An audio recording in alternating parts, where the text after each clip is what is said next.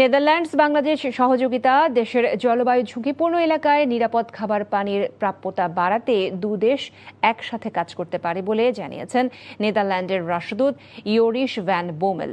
বৃহস্পতিবার Max foundation, Max social enterprise ও Max tap ওয়াটারের সহায়তায় প্রত্যন্ত অঞ্চলে অফ গ্রিড সিস্টেমে কিভাবে সুপেয় পানি পৌঁছে দেওয়া হচ্ছে তা সরেজমিন পরিদর্শন করে ডাচ প্রতিনিধি দল। ঘরে ঘরে ট্যাপের মাধ্যমে পানি পৌঁছালে বিশেষ করে নারী ও শিশুদের কষ্ট ও নিরাপত্তার ঝুঁকি কমবে বলে জানান রাষ্ট্রদূত।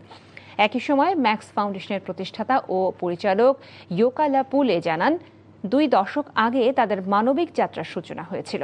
সফরসঙ্গী হিসেবে আর উপস্থিত ছিলেন ম্যাক্স ফাউন্ডেশন বাংলাদেশ ও নেপালের কান্ট্রি ডিরেক্টর এটিএম তারিকুল ইসলাম এবং ম্যাক্স ফাউন্ডেশন সোশ্যাল এন্টারপ্রাইজের ব্যবস্থাপনা পরিচালক ইয়ামেন ফারুক।